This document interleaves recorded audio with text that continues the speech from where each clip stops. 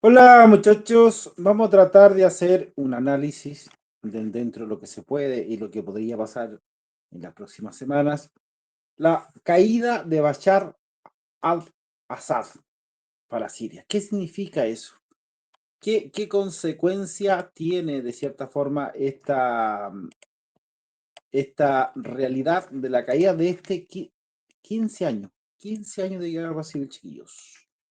15 años. ¿Qué consecuencias reales podría tener? Bueno, es una pregunta que varios periódicos a nivel global se lo están haciendo respecto a este tipo de lo que está sucediendo en Siria.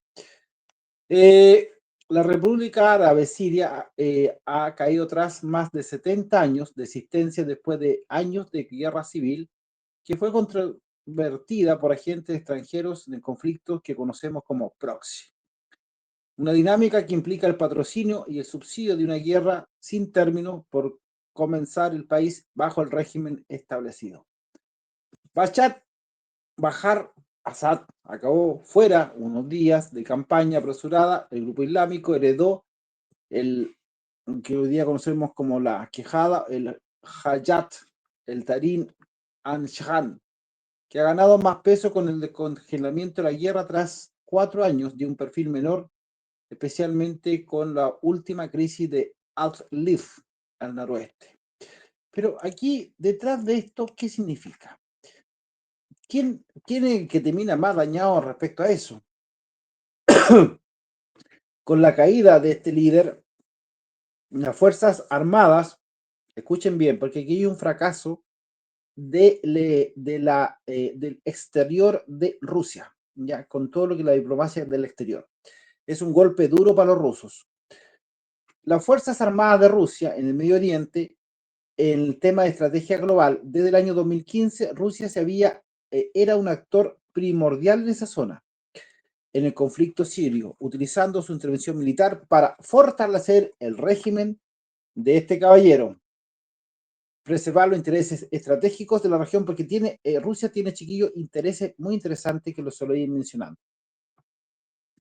Y aquí jugaba un plan en Rusia en el concepto de que querían, de cierta forma, avanzar hacia una masificación y control del Medio Oriente.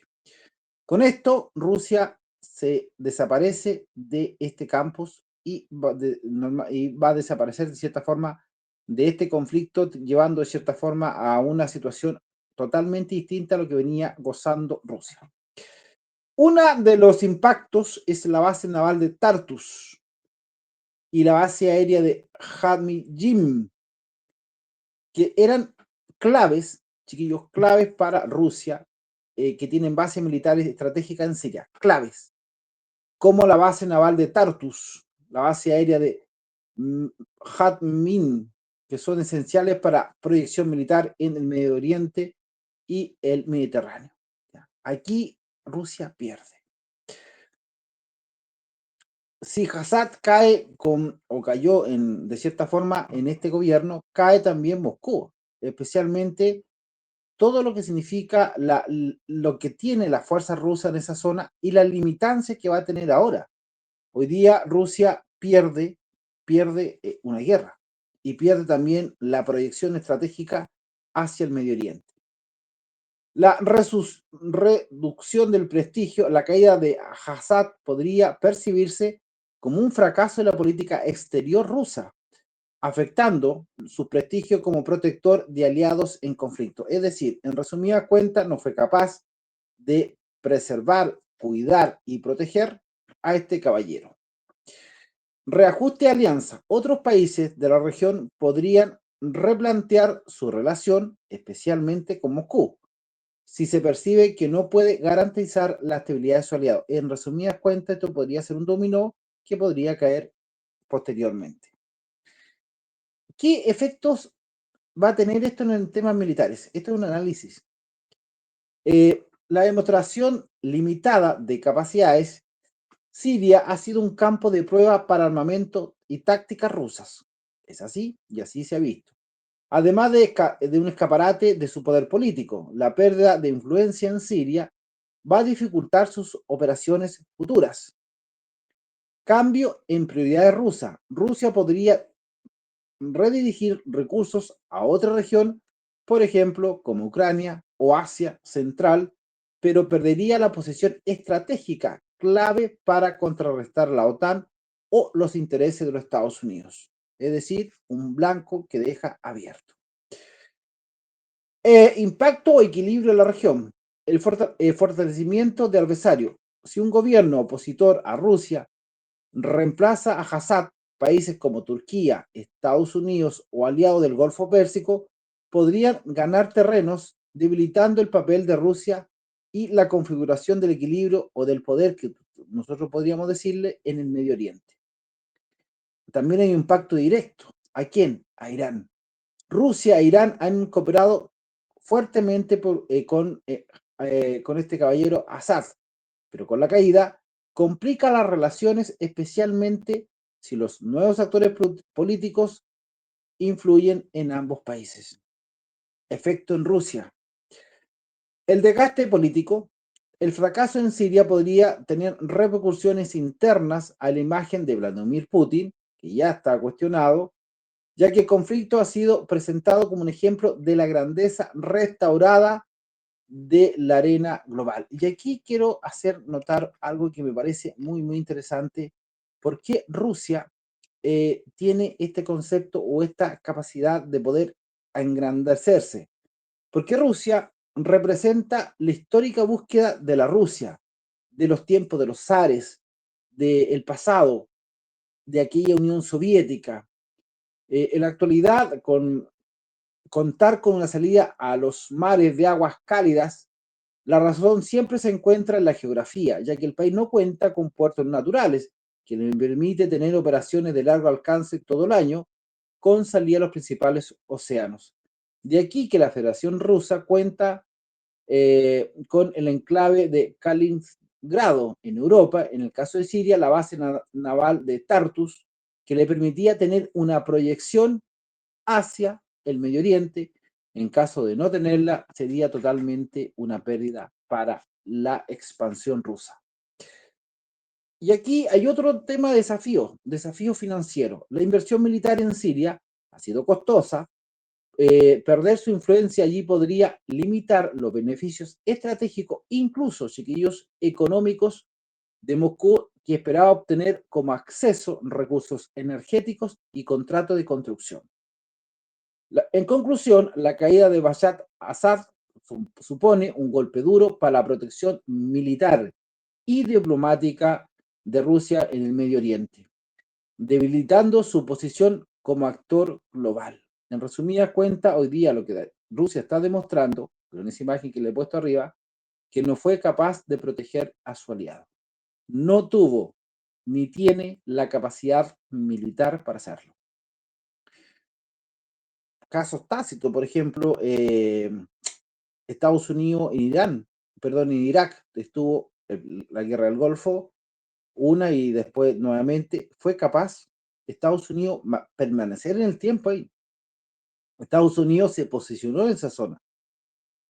Entonces, lo que aquí, dándole respaldo a Kuwait, dándole respaldo a su aliado en esa zona, Estados Unidos ha podido soportar cosas que hoy día Rusia no pudo. Por eso hoy día el actor global, que nosotros creíamos que Rusia era la Rusia los zares, la Rusia soviética que tenía la capacidad, la máquina militar, no es así. Además, podríamos tener una configuración de alianzas dinámicas en la región, favoreciendo a sus adversarios y desafiando sus capacidades para intervenir en otros conflictos internacionales. También podría en relieve los límites del poder ruso frente a la presión de otros actores en la región. En resumidas cuentas, chiquillos, nos encontramos con la caída de este caballero, nos encontramos con una Rusia que militarmente no es confiable. Simple. Allí se usaron el Tor, sistema de avanzada que venía recién saliendo, se utilizaron los sistemas del Su-57, se usaron tipo de drones, vehículos no tripulados, o sea, se usó la tecnología y estrategia militar rusa que al parecer no funciona.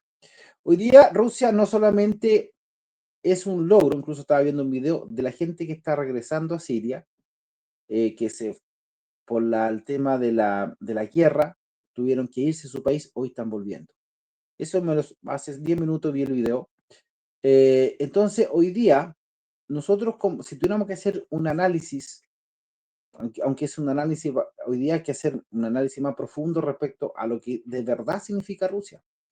De lo que significa de verdad Rusia, tengo el concepto de que Rusia es Rusia porque le tienen miedo a Rusia. ¿Por qué? Porque tiene armas nucleares. Si Rusia no tuviera esas armas nucleares, tengan la seguridad, chiquillos, tengan la seguridad que Rusia no sería lo que es hoy día. Rusia militarmente está en deuda con Ucrania, militarmente quedó en deuda en Siria, y militarmente no es capaz de proteger, entre comillas, sus aliados. Por ejemplo, si hubiera un conflicto en Venezuela, la pregunta es, porque siempre se ha dicho que Rusia apoyaría a Venezuela, la pregunta es, ¿tiene la capacidad Rusia de hacerlo? Al parecer, no. Sí puede intervenir y podría dar combate, pero no necesariamente va a prolongar eso, va a defenderlo.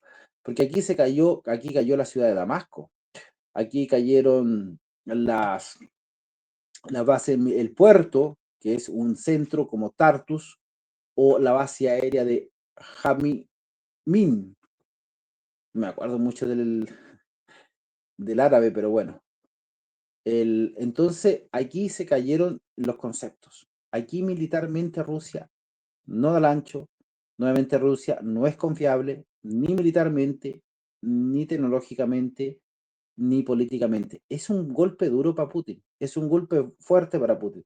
Porque ¿qué querían ellos? Querían de cierta forma expandirse hacia el Medio Oriente y tener un control en esa zona. Le voy a repetir, no es lo mismo que hizo Estados Unidos en Irak. Estados Unidos se posicionó, defendió, ¿se acuerdan de la guerra, tormenta del desierto, en la década de los años 90? Yo estaba muy chico, pero sí me acuerdo de eso. Allí Estados Unidos tiró todo, como decimos nosotros, a la carne en la parrilla. Allí se posicionó militarmente. Por primera vez conocimos que habían aviones furtivos como el F-117 Steel. Se probaron por primera vez los Gotthard Black Hawk. Entraron por primera vez en conflicto los aviones A-10, el F-16 en esa zona. Ahí vimos sistemas de defensa que podían interceptar misiles. ¿Ya? ¿Se acuerdan ustedes? A lo mejor son muy jóvenes, pero pueden googlearlo. Cuando atacaban a Israel y Estados Unidos, el domo que hoy día nosotros conocemos, hacía sus primeras incursiones. Eso, Rusia no es capaz hoy día, año 2024, defender a sus propios aliados.